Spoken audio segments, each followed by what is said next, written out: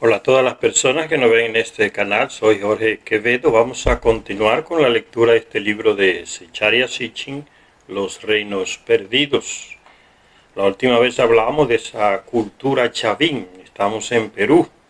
Sigue diciendo Sitchin, ¿no?, que va descubriendo coincidencias profundas entre esa cultura y algunas manifestaciones de esas culturas de los Andes con las culturas de Medio Oriente, de Mesopotamia, de Sumeria antigua.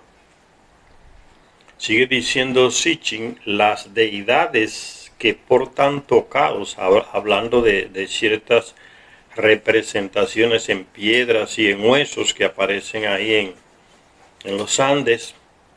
Dice, las deidades que portan tocados, deidades, ¿no?, los llamados dioses, los viracochas, tocados cónicos en forma de cono, ¿no? Hablando aquí, por ejemplo, dice aquí, ¿ven?, en forma de cono, un tocado, ¿no?, como en la cabeza un tocado en forma cónica. Fíjense que son rasgos africanos, encontrados ahí en los Andes, esas culturas antiquísimas. Las deidades que portan tocados cónicos tienen rasgos faciales de aspecto africano. De hecho, de haber sido grabados en huesos, indicaría que se trata de las más antiguas representaciones artísticas de este lugar. Entonces, Sitchin se hace una pregunta. ¿Es posible que en época tan temprana hubiera africanos, negroides, egipcios, nubios? Nubia era una región que quedaba ahí donde lo que hoy es Sudán, al sur de Egipto. En este lugar de Sudamérica es posible eso, que en una época tan temprana hubiera africanos, negroides, egipcios, nubios, en este lugar de Sudamérica. La sorprendente respuesta es sí. Sí que hubo negros africanos aquí y en lugares cercanos, concretamente en un lugar llamado Sechín.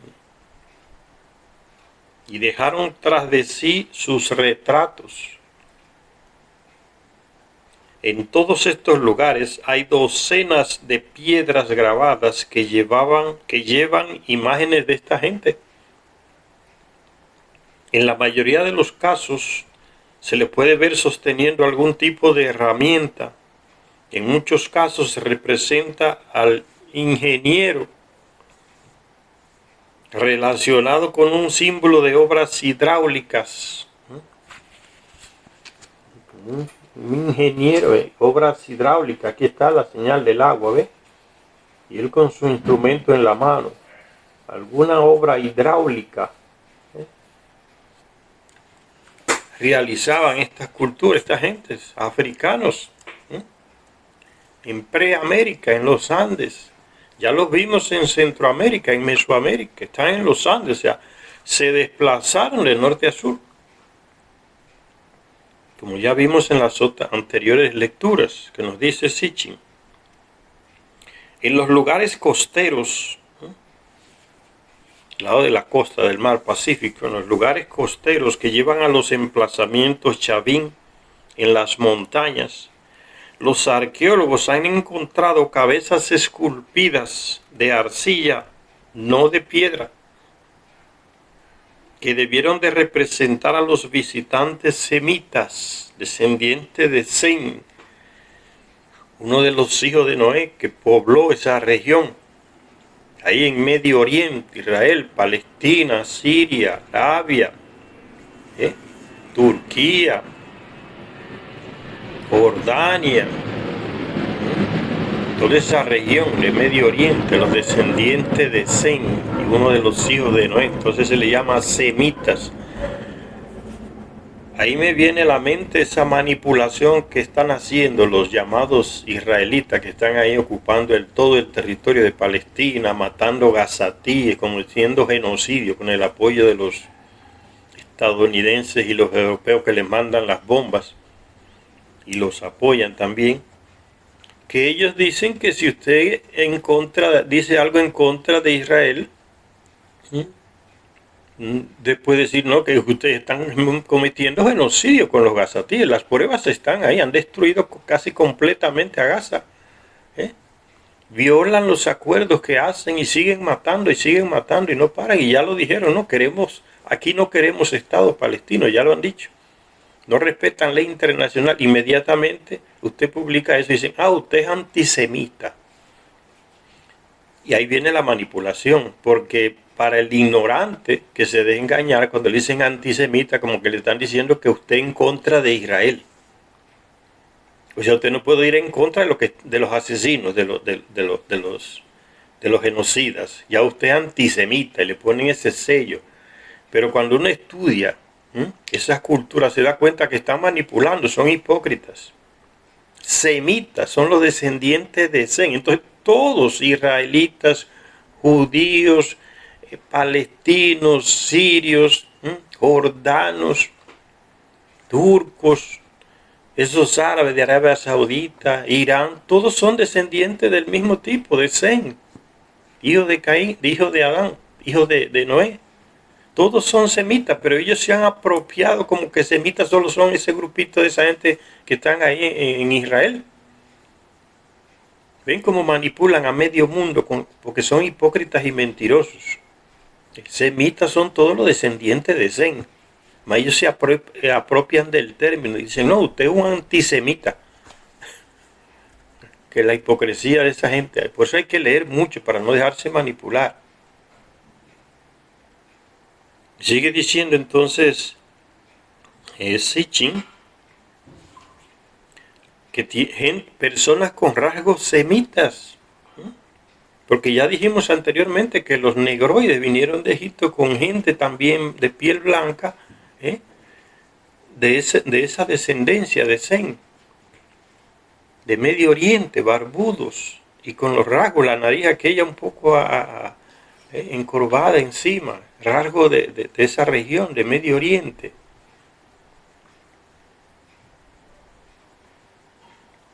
En los lugares costeros, ya dijimos entonces, que llevan a los emplazamientos Chavín en las montañas, los arqueólogos han encontrado cabezas esculpidas de arcilla, no de piedra, que debieron de representar a los visitantes semitas. Aquí está, mira, la típica nariz del hombre de Medio Oriente, así un poco encurvada, el semita, el barbudo. Esa gente de ahí, de Medio Oriente, Israel, Palestina, Siria, toda esa región, donde se instaló Sem y su descendencia. Rasgos semitas, y estamos en los Andes. Y así hay gente que se traga el cuento de que Colón fue el primero que llegó aquí. Después de todos estos relatos históricos con pruebas arqueológicas físicas que nos presenta Sitchin, todavía hay gente que se sigue tragando el cuento de que fue Colón el que vino aquí primero y descubrió. Ese es un cuento para los idiotas, ¿no? Para los ignorantes. Sigue diciendo Sitchin entonces que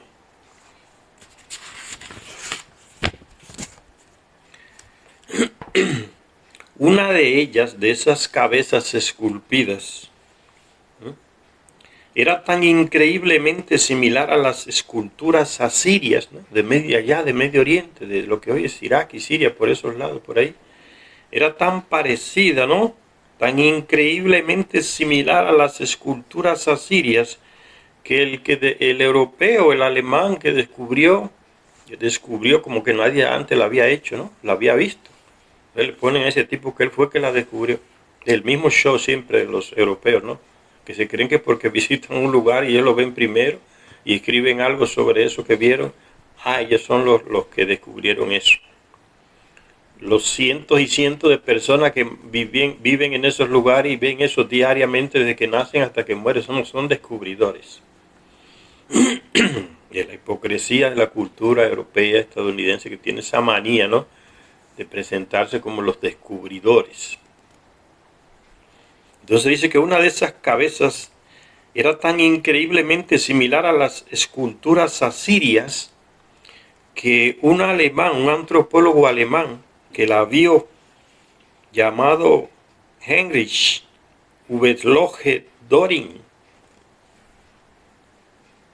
Heinrich en español es Enrique, ¿no?, un antropólogo alemán que escribió una obra llamada En el camino real de los incas. Fue ahí a esas ruinas en Perú, investigó sus estudios arqueológicos y vio esa cabeza y dijo, increíblemente similar a las cabezas de los asirios.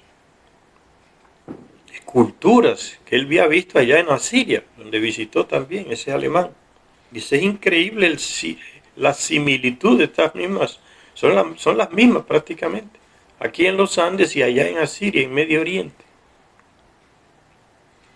Y entonces él le pone a esa escultura, a esa cabeza que él vio, le pone el rey de Asiria, por la increíble similitud con otras que él vio allá en Asiria cuando estuvo en Medio Oriente. Pero no está claro que estos visitantes hubieran llegado a los emplazamientos de las montañas, al menos no con vida. Se han encontrado cabezas de piedra esculpidas con rasgos semitas en Chavín de Huantar, ahí en Perú. Pero la mayor parte de ellas muestran muecas grotescas o mutilaciones clavadas como trofeos en las murallas que rodean el lugar. Los indígenas, parece que, no es que parece, según lo muestra, lo prueba así, sino hubieron guerras para expulsar a esas personas negras de descendencia africana y de descendencia semita de esos territorios de los Andes. Y eso se muestra, ellos estaban allá, se establecieron en Mesoamérica y fueron descendiendo hacia los Andes, bajando, viniendo por el Pacífico en barcos. Y ya se nos ha mostrado que era huyendo, hubo una matanza tremenda para expulsar a todas esas personas. Y aparecen las esculturas donde están esas personas negroides, troceadas, muertas.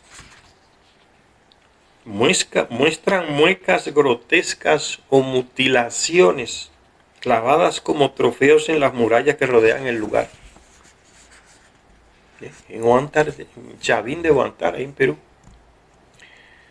La edad de Chavín sugiere que la primera oleada de estos emigrantes del viejo mundo, Medio Oriente, Palestina, Israel, esos lugares por ahí, Mesopotamia, el viejo mundo, ¿no? Fíjense que ese nombre se lo han querido apropiar los europeos, como ellos son el viejo mundo. Y muchos idiotas aquí en nuestro continente creen en eso, ¿no? La gente del viejo mundo, que nada, el viejo mundo es allá en Oriente, donde iniciaron los Anunnaki, la civilización que vive aquí en la superficie. Entonces, cuando Seichari Sitchin habla aquí del viejo mundo, se refiere a esos pueblos allá. La edad de Chavín sugiere que la primera oleada de estos emigrantes del viejo mundo, tanto olmecas como semitas, llegó allí hacia el 1500 a.C. De hecho, fue durante el reinado del 12º monarca del Imperio Antiguo, cuando, según cuenta aquel narrador de la colonia, aquel cronista de apellido Montesinos, llegaron, él escribe así, entre comillas, llegaron a Cusco noticias del desembarco en la costa del Pacífico de unos hombres de gran estatura, gigantes, que se estaban asentando por toda la costa. Cierra comillas. Una cita de ese cronista español Montesinos, español mezclado con una indígena ahí en Perú. Entonces él escribe eso. Llegaron a Cusco noticias del desembarco en la costa del Pacífico de unos hombres de gran estatura, gigantes, que se estaban asentando por toda la costa y que tenían herramientas de metal, algo que no conocían los indígenas. Herramientas de metal, eso le da un poder superior a los indígenas. Eso sucedió con los españoles, ¿no? Las armas de ellos eran de metal, de hierro. Usaban armas de metal. Dice, después de un tiempo se trasladaron hacia el interior, hacia las montañas, dejaron la costa y fueron entrando. Esa costa del Pacífico, Perú, Ecuador, que era antes Bolivia, salida al mar ahí. Chile, se fueron adentrando hacia las montañas. El monarca envió corredores para que investigaran, o sea, corredores, vigilantes, personas que le sirven a él para que vayan a investigar quiénes son esa gente que llegaron. Esos son corredores, como espías, diríamos hoy. El monarca envió corredores para que investigaran y le proporcionaran información del avance de los gigantes, no fuera que se acercaran demasiado a la capital. Pero los gigantes provocaron la ira del gran Dios y éste los destruyó. El gran Dios, el Viracocha, uno de esos señores, que tiene una tecnología que ningún indígena tiene, y esos gigantes tampoco la tenían. Que le dicen el gran Dios, o sea, era uno de los jefes, de los principales. Cuando el indígena escribe, era uno, el gran Dios, un Viracocha, se refiere a esa gente. Pero los gigantes provocaron la ira del gran Dios y éste los destruyó. Estos acontecimientos tuvieron lugar casi un siglo antes de la detención del sol. Recuerden aquel texto que leíamos, ¿no? En que el mismo Montesino narra una historia que le hicieron los indígenas de que en los reinos antiguos, el imperio antiguo, en los Andes, sucedió un acontecimiento astronómico en que el sol no salió por casi 20 horas. No salió al ritmo que debería de ser, o sea, no amaneció, no se hizo de día, casi por 20 horas. Y Richard Assisi nos muestra que es el resultado de lo que sucedió en Medio Oriente. El mismo hecho se narra en Medio Oriente y está en la Biblia, en el Antiguo Testamento. Cuando Josué en el valle de Gabaón, por orden de Yahvé, dijo que se detuviera el sol, para ellos hacer una matanza tremenda ahí de sus primos, ¿no? Ahí, y destruirlos. En Gabaón se detuvo el sol, dice, pueden leerse el libro de Josué. Entonces como que el sol duró muchísimo sin ponerse, pues están del otro lado del mundo. Entonces el efecto astronómico se refleja en este lado del mundo. Cuando allá es de día, aquí es de noche. Si allá duró el sol mucho tiempo sin ponerse, hasta que la gente de Josué masacró y cometió ese genocidio con la gente que vivían por ahí para robarle las tierras, apoyados por el tal Yahvé, pues aquí era de noche. Y los textos andinos mencionan el mismo hecho. Eso solamente lo descubre Zecharia Sitchin, una maravilla.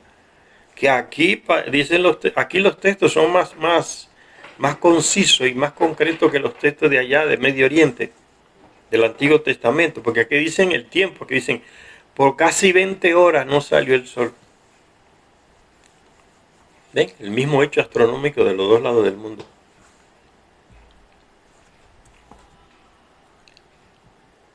Y sigue diciendo Sitchin entonces, el gran Dios los destruyó. Estos acontecimientos tuvieron lugar casi un siglo antes de la detención del sol que acaeció el 1400 antes de Cristo. Un siglo antes sucedió ese hecho.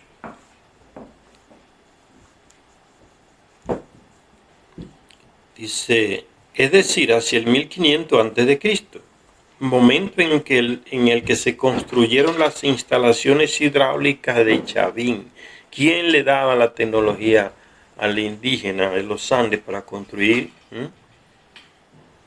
esas grandes construcciones direccionadas hacia los planetas, hacia el Sol, hacia la Luna, hacia constelación, o sea, arquitectura astronómica que hoy no se usa? Complicadísima, que tenía que ser fruto de un conocimiento profundo del espacio. Los Viracocha, los dioses, los Anunnaki, esa raza de gente que se trasladaba de sus naves para aquí y para allá en el planeta. Solo podían ellos darle esa tecnología a los terrestres y enseñarles cómo construir de esa manera. Construcciones hidráulicas, ¿no? Talla de la piedra, todo ese conocimiento que le transmiten los dioses al terrestre. Hay que señalar que no se trata aquí del mismo incidente del que habla Garcilaso, de gigantes que saqueaban el país y violaban a las mujeres. O sea, hay dos relatos de gigantes que llegaron por el Pacífico. Ese grupo que se adentró hacia las montañas y tenía armas de metal, y el otro grupo que llegó eran como gigantes también, pero como con menos cultura, más salvajes, entre comillas. Y comenzaron a robarle los alimentos a los indígenas y a violarles las mujeres, porque ellos llegaron sin mujeres. Entonces ese es otro grupo, y ese segundo grupo de gigantes son mencionados en esa obra de Garcilaso de la Vega, el Inca. Por eso dice Sitchin, hay que señalar que no se trata aquí del mismo incidente del que habla Garcilaso, de gigantes que saqueaban el país y violaban a las mujeres, algo que sucedió en tiempos de los mochicas, hacia el 400 antes de Cristo. Entonces son dos hechos distintos y una diferencia de miles de años. Dos oleadas de gigantes, ¿no? De hecho, fue entonces, como ya hemos visto, cuando los dos grupos olmecas y semitas entremezclados huían de Mesoamérica, porque lo estaban exterminando los indígenas. Estaban expulsando de una manera violenta, matándolos. Entonces estos huyeron. Mira, vinieron a dar al sur, a los Andes. Olmecas y semitas entremezclados huían de Mesoamérica. Sin embargo, su destino no fue diferente en el norte de los Andes. El mismo destino que tuvieron en Mesoamérica, eran troceados, matados, asesinados, expulsados. El mismo destino tuvieron aquí en los Andes, donde vinieron a refugiarse, huyendo de allá de Mesoamérica. Su destino no fue diferente en el norte de los Andes. Además de las grotescas cabezas de piedras semitas encontradas en Chavín de Huantar, también se han hallado imágenes de cuerpos de negroides mutilados por toda la región y en especial en esa zona de Sechín. Y así fue como después de unos 1000 años en el norte de los Andes y casi 2000 años en Mesoamérica, la presencia africana semita llegó a su trágico final. Por eso, después que suceden esos hechos, miles de años después, vuelve la presencia negra aquí a América, pero traída por españoles y portugueses, como esclavos de África, vendidos, ¿ve? Fue forzada aquella traída hacia acá. Aquellos anteriores de miles de años atrás emigraron expulsados de África, de Egipto, con Quetzalcóatl.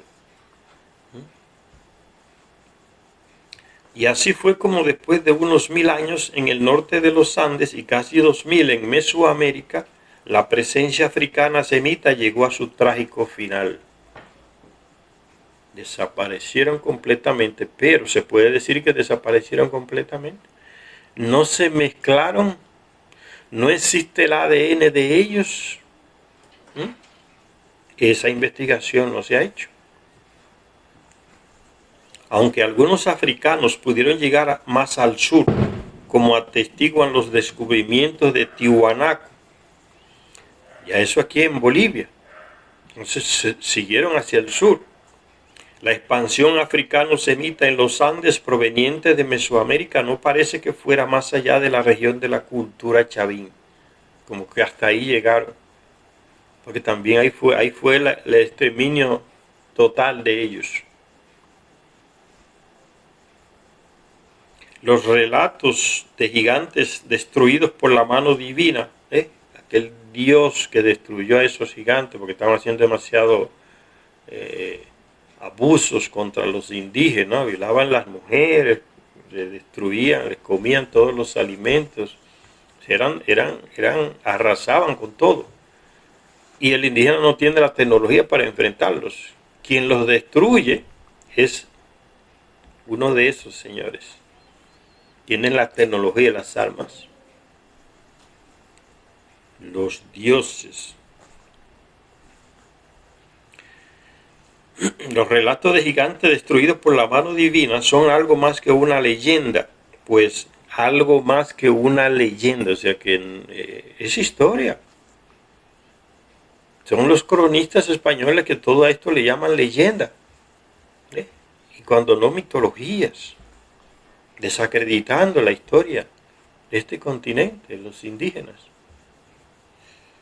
Sitchin es el que hace el trabajo contrario.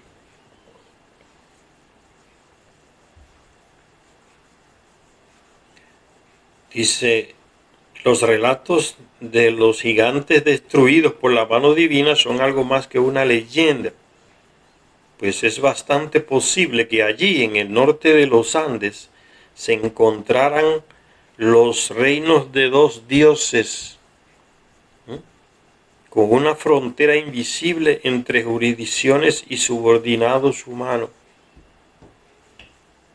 En los Andes se estableció el clan de Enlil, que tuvo que huir de Mesopotamia luchando contra Marduk.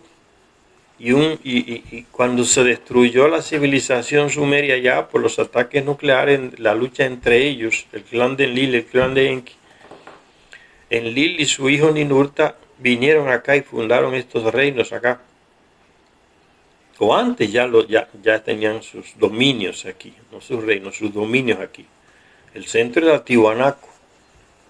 Tenían su plataforma de aterrizaje más rústica que la que tenían allá en Medio Oriente. En lo que hoy es el enladrillado de Chile. Ahí estaba la plataforma de llegada y salida de las naves pesadísimas de ellos. Y el centro operativo, como el ombligo del mundo, como ellos decían, porque estaba el comando en jefe, era Tiwanaku, el clan de Enlil. Entonces, ahí era un límite. En Mesoamérica se instaló aquel descendiente de Enki, Nigisida, o Quetzalcóatl, con su negroide huyendo de África, porque esa parte de Mesoamérica no era parte del dominio de Ninurta y Enlil aquí en los Andes. Entonces los Andes era como el límite fronterizo, digamos, y como dice Sitchin, una frontera invisible entre los dominios de un clan y de otro. Decimos esto, dice Sitchin, porque en aquel lugar ya habían estado presentes otros hombres blancos. En los Andes ya habían estado presentes otros hombres blancos. Se les retrató en bustos de piedra. O sea, esos también dejaron huellas de ellos. Representaciones en piedra. Se les retrató en bustos. O sea, ¿qué es un busto? Es esa parte del pecho para encima de la persona que se hace en piedra o en arcilla. Un busto, no es el cuerpo entero, es del pecho para encima, es un busto. Se les retrató en bustos de piedra. Aquí están otros blancos. Son blancos. Son características de gente blanca. Bien, no son indígenas, ni son semitas, ni son negros. Son otros blancos. Dice cuánta gente. ¿Cómo es posible que nos dejemos meter el cuento de que Cristóbal Colón fue el que descubrió esto? Se les retrató en bustos de piedra, generosamente vestidos con turbantes o tocados con símbolos de autoridad y decorados con lo que los expertos llaman animales mitológicos, dice, animales mitológicos. Le dicen los expertos, pues la ignorancia. Están como con unas coronas, unos tocados reales, mira, como unos símbolos de unos tocados como si fueran autoridad real, fíjense, ¿sí? Los tocados de esta gente son blancos. Fíjense la diferencia, ¿no? Este es el semita, mira la nariz del semita, raro. Este es otra raza, son blancos, mira, es distinto. En los Andes, 3.000, 4.000 años antes de Cristo.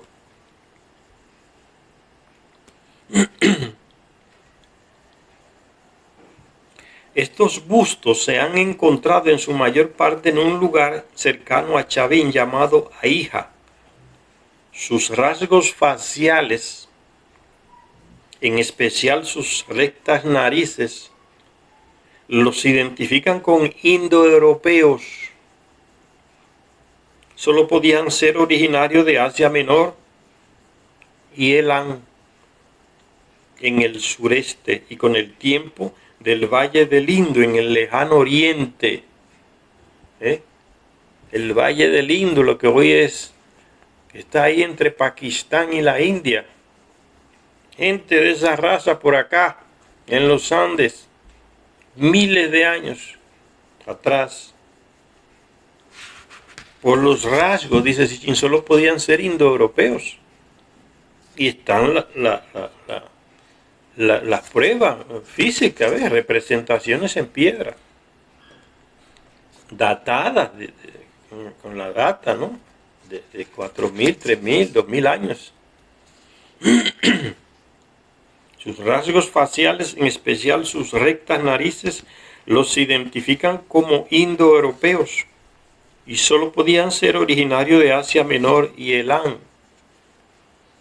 en el sureste y con el tiempo del Valle del Indo en el lejano oriente. Entonces Sitchin se hace una pregunta frente a esos hechos.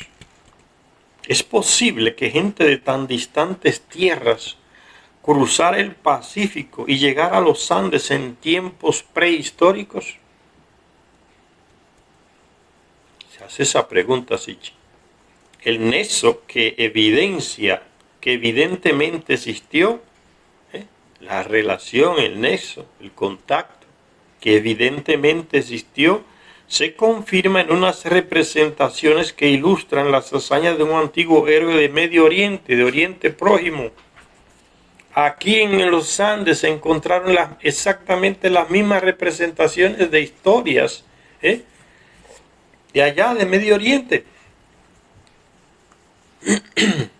Todo ese territorio de Mesopotamia, esos lugares, Siria, Egipto, también parte de Egipto, Sinaí, Turquía, Palestina, Israel, Jordania, toda esa región para allá. Historias de allá, aquí se repiten. Las mismas ilustraciones en piedra y en textos se repiten allá y aquí. Mire, a miles de kilómetros. Es posible, dice Sitchin, que gente de tan distantes tierras cruzaran el Pacífico, grandes navegantes cruzaron el Pacífico. Pues como venían de allá, de aquí también iban. Eso es lo más normal. Ruth Amarili Sotomayor, la difunta que ya investigó tanto, una ecuatoriana, creo que murió el año pasado. Ella muestra que sí, que hubo gente que fue de aquí navegando, grandes navegantes, varias culturas indígenas de los Andes y fueron allá, Medio Oriente, hasta la India, hasta lo que hoy es China, Japón, por ahí fueron, pero lo demuestra con el ADN, no analizando con radiocarbono como hacen los europeos y que le dan la data de un objeto, de algo. No, con prueba de ADN, con elementos concretos como escrituras y otras manifestaciones. O sea, es igual que hoy, señores. De allá venían y de aquí iban allá también. Es que ese mundo nos lo han ocultado y nos lo colocan como tan difícil, tan complicado, por esa mentalidad europea que se coloca como lo máximo que ha habido en el planeta. Entonces, todo eso nos oscurece la mente para abrirnos a estos grandes descubrimientos históricos que nos presentan estos autores como Zecharia Sitchin. Para uno entender la historia humana más amplia, tiene que quitarse esos esquemas europeos que nos han metido en la cabeza, ¿no? Como que ellos fueron los primeros, los descubridores y toda esa estupidez. Cuando uno se libra de todo ese lastre mental, la mente de uno se le abre más. ¿Es posible que gente de tan distantes tierras cruzara el Pacífico y llegara a los Andes? En el mismo libro de Enki que leímos, él mismo dice que Ninurta le enseñó a los descendientes de Caín a cruzar un gran mar en balsas de juncos, el Pacífico. ¿Cómo se le sabe el rastro a eso?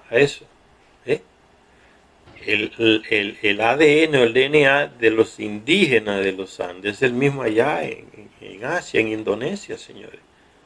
Esa es la mejor prueba. Se iba de aquí y los lenguajes, las palabras, los descubrimientos científicos, civilizatorios allá. Y aquí había un contacto profundo. Las mismas barcas que se hacen actualmente allá en Irak y en los pantanos del sur de Irak fueron las mismas balsas que Enki cuando llegó al planeta le enseñó a hacer. Usaban él y sus Anunnaki, después le enseñaron al terrestre, después que lo crearon, a hacer esas balsas para desplazarse en el Éufrates y en los pantanos de Irak. Exactamente las mismas balsas que se descubren acá, en el lago Titicaca. Balsas de juncos.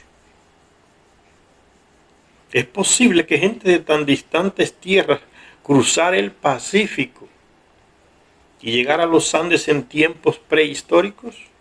El nexo que evidentemente existió, dice Zecharia Sitchin, sí, es cierto.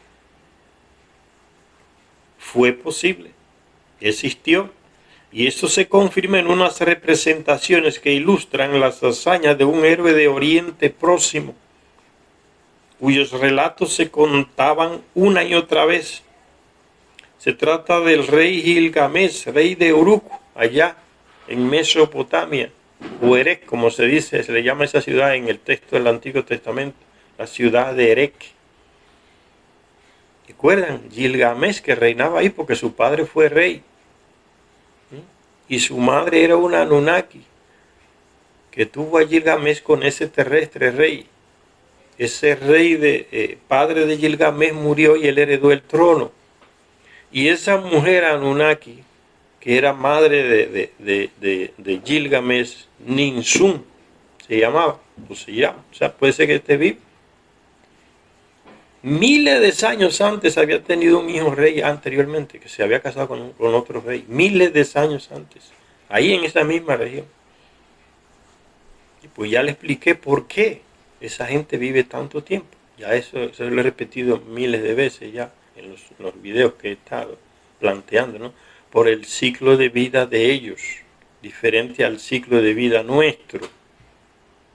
El ciclo de vida de todas las personas que viven en este planeta está relacionado directamente con las órbitas de nuestro planeta. Eso no nos lo enseñan en la escuela. Una cosa más tan lógica de astronomía. 365 días no es un año. ¿Por qué? Porque es el tiempo que el planeta Tierra toma en darle la vuelta al Sol. en hacer la órbita de él alrededor del Sol. 3 órbitas del planeta alrededor del Sol. 80 órbitas del planeta alrededor del Sol son 80 años en nuestra vida. Todo lo que está en el planeta tiene 80 años, cuando la Tierra da 80 vueltas al Sol. O sea, nuestro ciclo de vida está ligado directamente con las órbitas de nuestro planeta. Y es exactamente lo que pasa con el planeta de esta raza de gente. El planeta Nibiru. El planeta Nibiru pasa en su órbita alrededor del Sol cada 3.600 años. Entonces esos señores aquí en la Tierra tendrían un año, cuando aquí han pasado 3.600 años, un año de vida de ellos. Son niños o bebecitos. ¿Entienden ahora por qué no es nada de extraño o de mitología hablar que esa gente vive miles de años? Es por el ciclo de vida distinto, es fácil de explicar. Solo que esos detalles no nos los enseñan en la escuela primaria, en la secundaria, cosas tan simples, ¿no? Una vuelta de nuestro planeta alrededor del Sol es un año de vida en nuestra vida. A mí nunca me dijeron eso en la escuela, en las aulas de astronomía. Nunca. Pues la ignorancia de los mismos, del sistema educativo que tenemos. Fíjense, la historia, lo pueden encontrar en internet, dice, los europeos lo han titulado La leyenda de Gilgamesh. Aquel rey, como les dije, hijo de un Anunnaki, entonces tenía, y de un terrestre, un rey, entonces tenía 3 partes Anunnaki, porque la madre de él es Anunnaki, era Anunnaki. Entonces él quería viajar a Nibiru, para que se le diera algo que él pudiera, porque él se sentía que tenía derecho a vivir miles de años, diferente a sus compañeros terrestres, que no tenían esa mezcla de raza, como él la tenía. Y fue allá a Baalbek, lo que hoy es el Líbano, por ahí, una ciudad que todavía está en las ruinas, por ahí, muy visitada por los turistas, Baalbek, intentando que le dieran una nave, lo llevaran una nave a Nibiru, para él tener esa vida que él pensaba que era eterna. Dice, porque yo tengo una parte que es Anunnaki, por derecho de mi madre, es como hoy, ¿no? Usted tiene su abuelo, su padre es español y usted tiene derecho a la ciudadanía española. De eso es lo que estaba procurando Gilgamesh. Dice, mi madre es Anunnaki, yo tengo derecho a vivir más que el común de los otros terrestres que no tienen familia directa así, madre Anunnaki. Esa era la búsqueda de Gilgamesh. Y en esa búsqueda hay relatos que él pasó, acontecimientos que le pasaron. Ese tipo era un gigante fuertísimo. Imagínense, son 2 ADNs. El ADN de un Anunnaki con un terrestre produce una persona fuerte, grande, alta, gigante en comparación con el terrestre normal. Y en una de sus aventuras él mismo lo contó, que venció a 2 leones. Y las esculturas de esa lucha, venciendo a 2 leones, allá en Medio Oriente a leones, aquí no, están allá en Medio Oriente, en diferentes lugares se han encontrado esas esculturas, donde él aparece con los 2 leones, un león en cada mano. O sea, delante de un león, el león delante de Gilgamesh parecía un gatito. Así se representa en las esculturas de piedra que se han encontrado allá en Medio Oriente, en Mesopotamia. ¿Y qué es lo que pasa? Que esas mismas esculturas aparecen aquí en los Andes, señores. Miren la maravilla del descubrimiento de Zecharia Sitchin. Las mismas esculturas, la misma historia de Gilgamesh aquí en los Andes. Pero no de palabras, en escultura, de piedra. Por eso él dice que sí, que es posible. Gente de allá cruzó el Pacífico y vino acá. Y esa conexión evidentemente existió. Y eso se confirma en unas representaciones que ilustran las hazañas de un héroe de Oriente Próximo cuyos relatos se contaban una y otra vez en aquellas culturas, porque fue un héroe. Y las hazañas de ese hombre quedaron en la mente de esos pueblos del Medio Oriente. Eso, de generación en generación se contaban las hazañas de Gilgamesh. No es nada extraño, hoy pasa lo mismo. Después de 40, 50 años, no se siguen contando las hazañas de un pelotero que dio 600 honrones. Y la gente recuerda eso, ¿no? Se lo va pasando en generación. Mira, este tipo nació aquí en nuestro pueblo y él batió allá en Estados Unidos más de 600 honrones. Y ganó un título tal. Pues es lo mismo.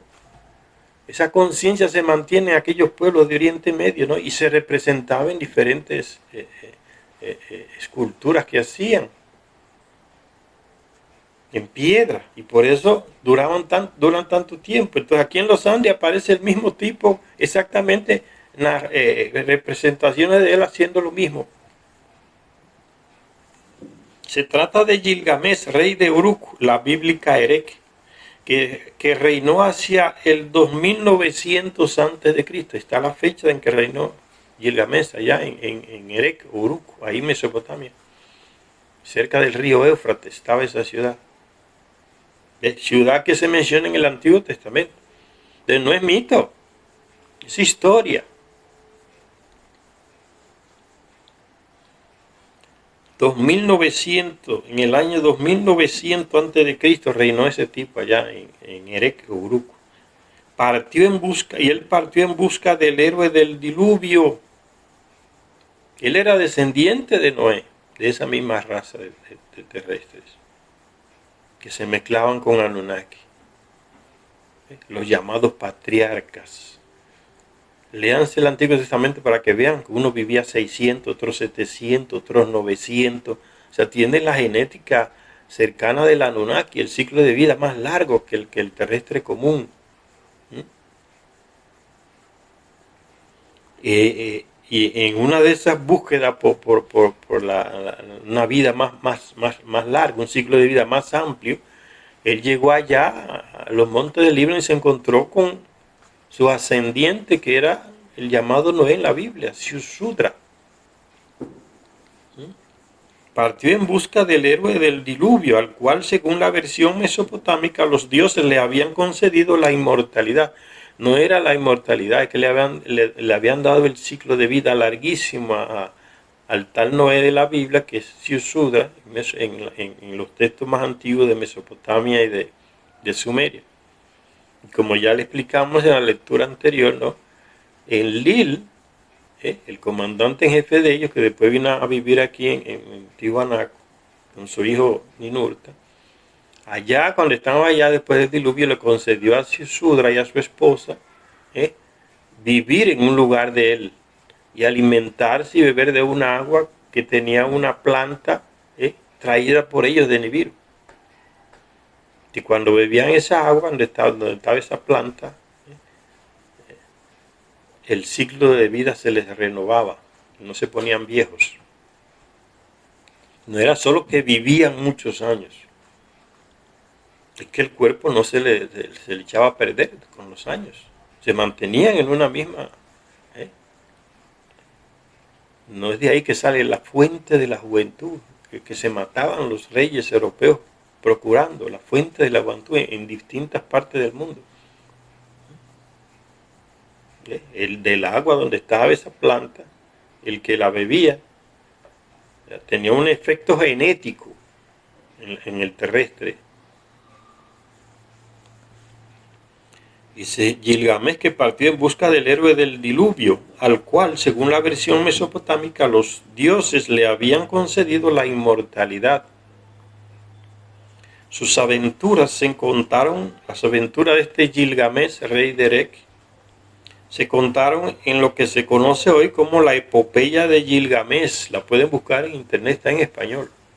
Eso se ha traducido a cientos de idiomas.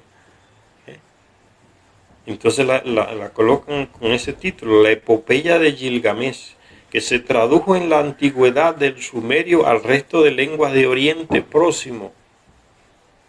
Y ahora está casi en todo el mundo. La leyenda de Gilgamesh, la que podemos conseguir en español.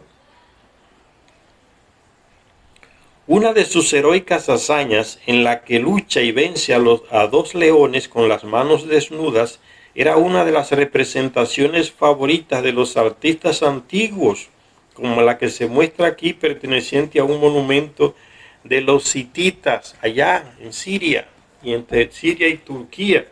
¿Sí?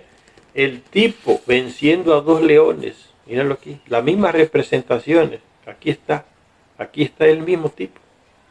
Y esta representación aparece aquí en los Andes también, señores. Por eso esa es la base que Charles Hilton va a decir, sí, hubo contacto. Y bien profundo. Entre Oriente Próximo y aquí en los Andes y Mesoamérica.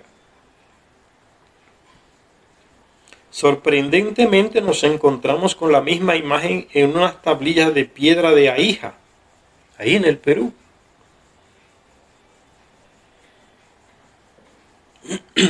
Bien. Esto es en Oriente, Medio Oriente, ya, Palestina, Israel, Siria, Mesopotamia, ¿ves? Y aquí está la misma representación en los Andes, el mismo tipo, ¿ven? Con las características propias de cada lugar. Aquí está en los Andes, exactamente la misma representación de Medio Oriente.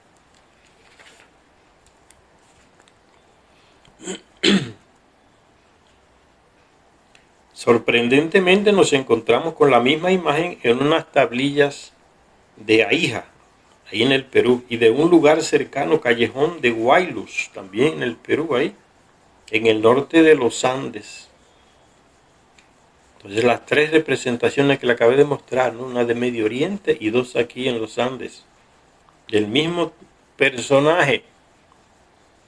Sorprende, dice, no existen huellas de estos indoeuropeos ni en Mesoamérica ni en América Central, por lo que tendremos que suponer que llegaron a través del Pacífico, directamente hasta Sudamérica. Si las leyendas fueran la guía, precedieron a las dos oleadas de gigantes africanos y de mediterráneos barbudos. O sea, estos personajes de indoeuropeos visitaron aquí antes de el desembarco de aquellos gigantes, miles de años que se mencionan. Entonces hubo gente de raza blanca aquí, antes de esas leyendas que le contaron a Montesinos y a Garcilaso, de los gigantes que entraron por el Pacífico. Esta gente también entraron por el Pacífico, porque eran navegantes. Por eso dice en el libro Perdido de Enki, que narra las cosas más antiguas que se tienen conocimiento de nuestra humanidad, que ya lo leímos en este canal, ¿no? Que el mismo Enki dice que Ninurta le enseñó a los descendientes de Caín, que estaban allá en Medio Oriente y fueron traídos aquí a América, después que a Caín se le hizo una modificación genética para que no le saliera barba como la gente de allá, imberbe. ¿Quién se la hizo esa manipulación genética a Caín? Que se pasó a todos sus descendientes, ya que no era una, y se menciona el hecho en el Génesis, ¿no? Que Dios le dio una marca a Caín para quien lo viera no lo mata. Eso que habla ahí está demasiado resumido y no dice nada prácticamente. Ese mismo relato aparece en las tablillas de arcilla encontradas ahí en Mesopotamia, textos babilónicos y textos sumerios, donde se habla del hecho con más relatos. Fue Ningisida que tomó a Caín y le hizo una manipulación genética, le cambió, las barbas ya no le salían, o sea, hubo una modificación genética, hormonal. Y eso se pasó a todos sus descendientes, esa marca, la marca de Caín.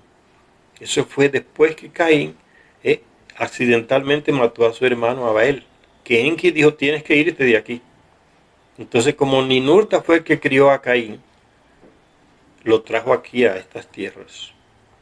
los descendientes de Caín que no le nacen barbas y tienen generalmente el tipo de sangre O. Ocurre en los indígenas originarios de América. Vamos a ver si esto no coincide o no. Lo que dice Sitchin, no yo. Yo no soy el experto. Yo repito lo que él dice. El experto es Sitchin, aunque esté muerto. Hay que respetar las ideas de este hombre y no robárselas y decir como que yo soy el que estoy diciendo las cosas. Yo estoy leyendo los libros de él y hay que respetar las cosas que él hizo, no atribuírmelas yo.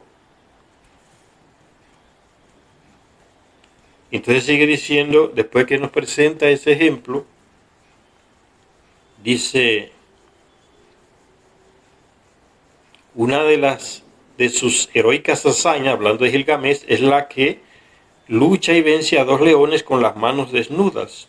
Era una de las representaciones favoritas de los artistas antiguos ahí en Medio Oriente, como la que se muestran aquí, ya la mostré en la foto, perteneciente a un monumento hitita.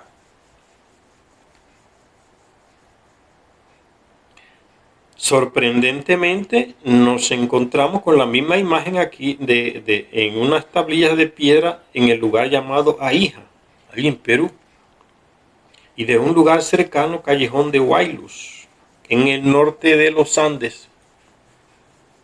No existen huellas de estos indoeuropeos ni en Mesoamérica ni en América Central, por lo que tendremos que suponer que llegaron a través del Pacífico hasta Sudamérica.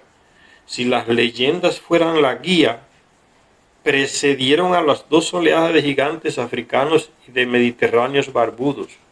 Fue antes de esas historias del arribo de esos gigantes por el Pacífico también, que sucedió la llegada de esos blancos indoeuropeos, o de Oriente, indoeuropeos.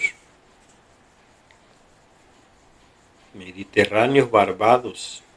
Y pudieron ser los pobladores más antiguos de lo que habla el relato de Nainlap. Procuren en internet la leyenda de Nainlap, ahí en los Andes, que el imperio antiguo antes, que se habla en esa leyenda de que por el Pacífico llegaron cientos de balsas grandes como barcos, guiadas por un tipo llamado Nainlap, que tenía una piedra hablante, con la que se comunicaba con un dios. Iba guiando a toda la caravana de balsas como barcos que se arribaron ahí a las costas del Perú y Ecuador y esos lugares, costa pacífica. Leyenda de Nainlap, era un Anunnaki, esa piedra parlante no era más que un micrófono, que el terrestre no conoce la tecnología, le mete un nombre que se le parece, es una piedra hablante, es el lenguaje del terrestre, que no conoce la tecnología, es una piedra hablante, eso es un disco volador, un plato volador. Seguimos diciendo lo mismo, ¿no? Como ignoramos el nombre de la tecnología, le metemos el nombre de algo que se nos parezca. Y se comunicaba Nainlap desde la balsa que era la primera de esa enorme caravana de balsas que vinieron atravesando el Pacífico hasta las costas pacíficas de ahí de Sudamérica. Él se comunicaba con esa piedra hablante, con un dios. Entonces, había un tipo en una nave que iba siguiendo a la caravana de barcas y se comunicaba con Nainlap, que era uno de ellos, que iba guiando a la caravana de barcas hasta desembarcar en ese lugar. Y la historia o leyenda, como dicen, sigue diciendo que después que Nainlap introdujo a toda esa gente, desde la costa hasta el interior, él volvió ahí a la playa y se fue también volando, o sea, en una nave se fue. La cosa no es complicada, es que no las complican los llamados expertos cuando nos las explican. Entonces eso dice Sitchin, esa gente, esos barbados blancos, que no eran ni los olmecas, ni eran los olmecas africanos, ni los árabes, como decimos hoy, barbudos. Antes de esos llegaron esta gente, estos blancos. Entonces dice Sitchin, Eso pudieron haber sido lo de quienes se habla en esa leyenda de Nainlab. La pueden bajar de internet, está en PDF. Leyenda de Nainlab. Nainlab parece Ninurta o Ninagal, los hijos de Ninagal, aquel hijo de Enki, especialista en aguas. O Ninurta, el hijo de Enlil, que trajo aquí a los descendientes de Caín en balsas grandes, que le enseñó a construir y a navegar y a atravesar grandes mares, como dice Enki en su libro, Perdido. Según la leyenda de Nainlab, el lugar de desembarco fue la península de Santa Elena, ahora ahí en Ecuador. Y exactamente coincide con lo que dice Ruth, lo que decía, porque ya murió, Ruth Amaryllis Sotomayor, esa gran antropóloga nuestra, ecuatoriana, ¿no? Las investigaciones que ella hizo. Dejó como 50 libros escritos, ¿sí? Y ningún país, ni Ecuador ha querido asumir ese tesoro que ella escribió. La margina para seguir con la leyenda oficial, con las historias oficiales que vienen de Europa. No valoran el trabajo de esa mujer todavía. De aquí a poco ya se murió y los libros de ella lo desaparecen, o los que lo compran no los publican, como se viene haciendo hace mucho, ¿no? Con nuestra historia. La ocultan. Según la leyenda de Nainlab, esta gente desembarcó ahí en la costa de Santa Elena, y así lo dice Ruth Rodríguez Sotomayor. En las investigaciones que ella hace descubrió lo mismo. Solo que ya no ella apenas se leyó un poco de un libro que se llama El 12º Planeta, que ya leímos en este canal. Y ella dice, yo me leí un poco de un libro que escribió un tal Zecharia Sitchin, que se llama El 12º Planeta. Y dice un poquito, pero como dejándolo de lado, como que no dándole mucha importancia.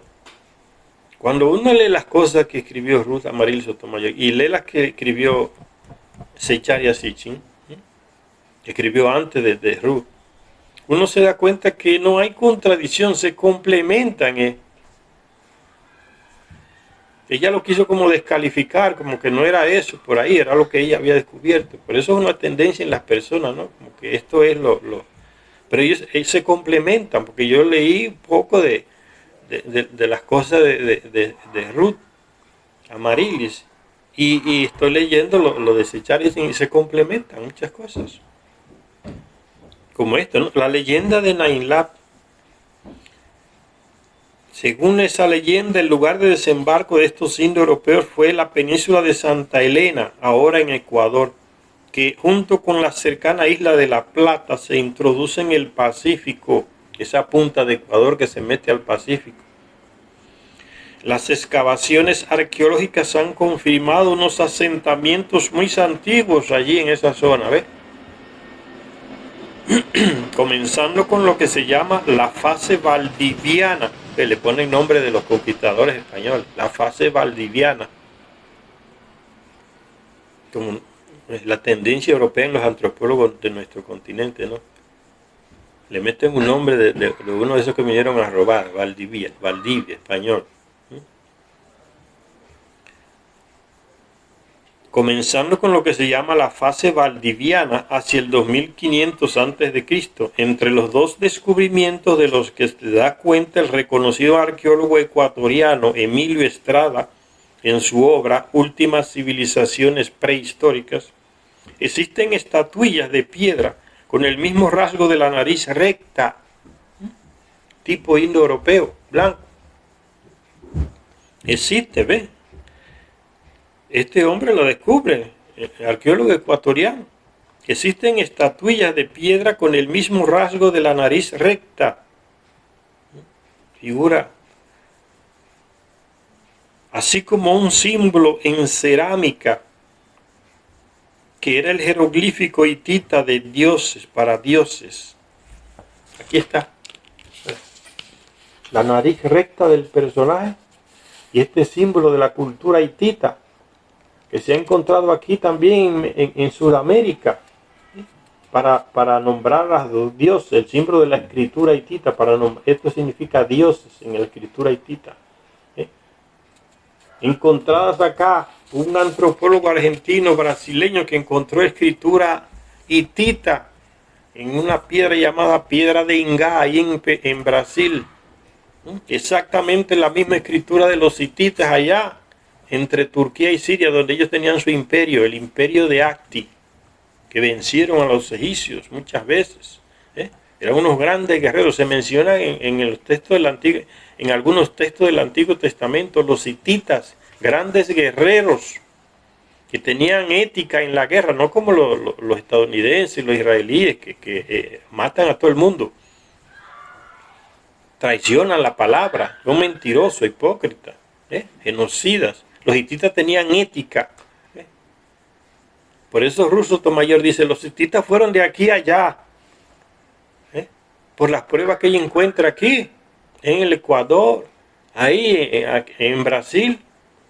La piedra de Ingá, una piedra inmensa, la misma escritura hitita exactamente que la que se encuentra allá en las escrituras de piedra del reino hitita entre Turquía y Siria, donde existía ese reino.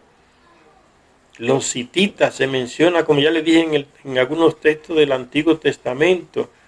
Un caso concreto, el rey David tenía un hitita que lo usaba como le pagaba como si fuera un mercenario, era parte de su ejército, porque eran grandes guerreros los hititas.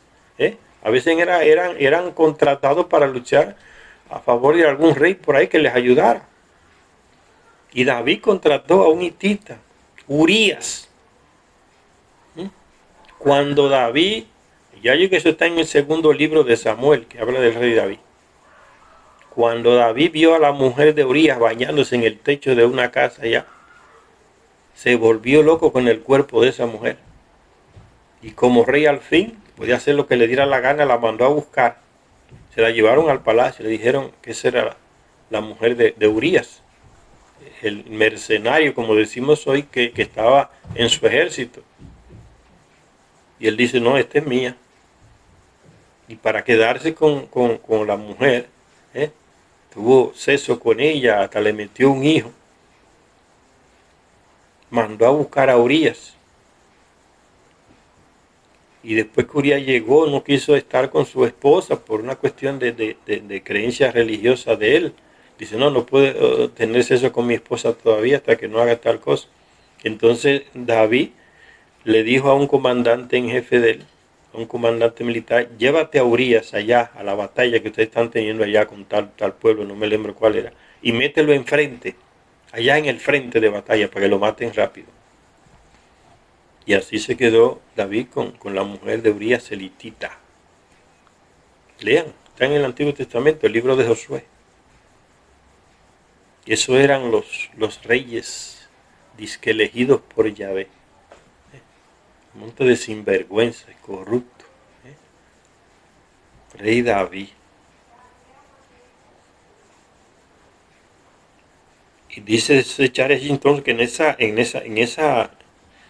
en esa costa de lo que hoy es Ecuador, la península de Santa Elena, que junto con la cercana isla de La Plata se introduce en el Pacífico. Entonces existen estatuillas de piedra con el mismo rasgo de la nariz recta de aquellos personajes indoeuropeos, así como un símbolo en cerámica que era el jeroglífico hitita para designar a dioses, ya se lo mostré. Hay que destacar que las construcciones megalíticas, o sea, grandes, enormes, con piedras talladas enormes de toneladas de peso, eso significa megalítico. Las construcciones megalíticas de los Andes, como las que vimos en Cusco, en Sacsayhuamán y en Machu Picchu, se encuentran al sur de una línea invisible de demarcación entre dos reinos divinos. Ya les dije, ¿no? Los Andes eran como los límites del rey, de los dominios de Ninurta y de Enlil, de algunos de sus hijos, como Adad. Y por eso los negroides, seguidores de Quetzalcóatl, que es del clan de Enki, se asentaron en una región donde no estaba dentro de los límites de los dominios de Ninurta, en los Andes, allá en Mesoamérica. Y sigue diciendo Sitchin entonces, al sur de una línea invisible de demarcación entre dos reinos divinos, ¿no? Porque era dos reinos de esa gente, Anunnaki. La obra de los constructores megalíticos, se pregunta Sitchin, indoeuropeos dirigidos por sus dioses, que comienza al sur de Chavin, dejó una marca hacia el sur hasta el valle del río Urubamba y más allá. De hecho, en todas partes donde se extrajera o se cerniera, Urubamba es ahí en Perú, oro, donde se cerniera oro, dejaron una huella. Por todas partes se moldearon las rocas como si fueran de blanda masilla, la tecnología del Anunnaki, de los dioses, los viracoches, haciendo canales, compartimientos, hornacinas y plataformas que desde la distancia parecen escaleras que no llevan a ninguna parte, pero son funcionales. No tienen función religiosa, son funcionales. Era para, como ya hablamos en el video anterior, tenían una función, la extracción del oro. ¿Para quién? Para esos señores.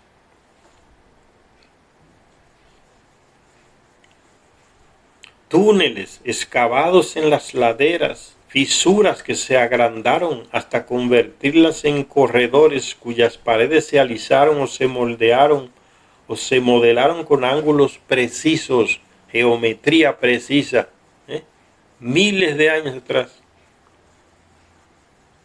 Por todas partes, incluso en lugares donde sus habitantes podían satisfacer sus necesidades de agua del río cercano, se crearon elaboradas canalizaciones de agua para hacer que ésta fluyera en la dirección deseada desde los manantiales, los ríos y las rieras de lluvia. La gente que construyó esas grandes edificaciones en los Andes de piedra, no hubo problema por dotarlas de agua, no importa la altura que estuvieran, tenían agua canalizada, una maravilla arquitectónica. ¿Quién le dio la tecnología a la indígena? Estos señores.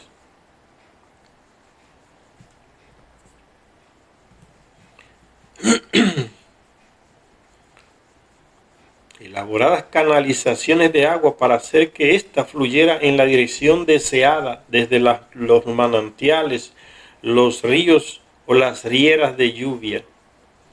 Al oeste y sudoeste de Cusco, en el camino que lleva a la población de Abancay, se encuentran las ruinas de Sahuiti Rumihuasi. Al igual que otros de estos lugares, se encuentra situada cerca de la confluencia de un río y un torrente más pequeño. Y eso sigue hoy, señores. La gente se asienta cerca de los ríos. Nuestros indígenas en las islas, en los continentes, construyen siempre cerca de los ríos, siguiendo lo que le enseñaron a esta gente. Cercano a los ríos, las grandes construcciones.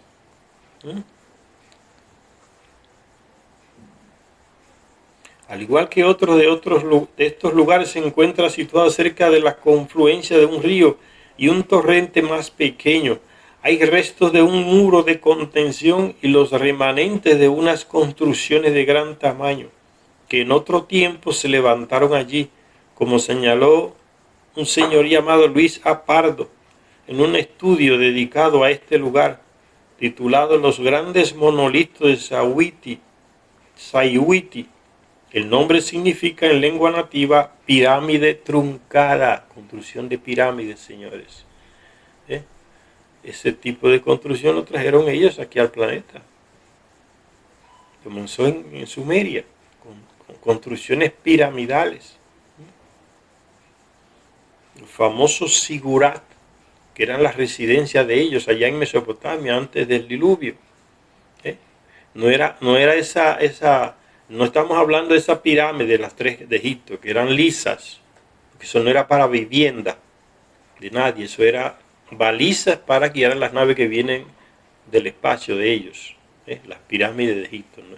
Las construcciones piramidales son esas construcciones que escalonadas, como de 7 pisos, Y arriba a veces eran lisas para donde descendía la nave del tipo que vivía ahí. Uno de ellos, los viracochas o dioses o Anunnaki, como quieran decírselo. Ellos le enseñaron ese tipo de construcción al terrestre. Pirámide truncada, dice, o sea, como que no se terminó completamente.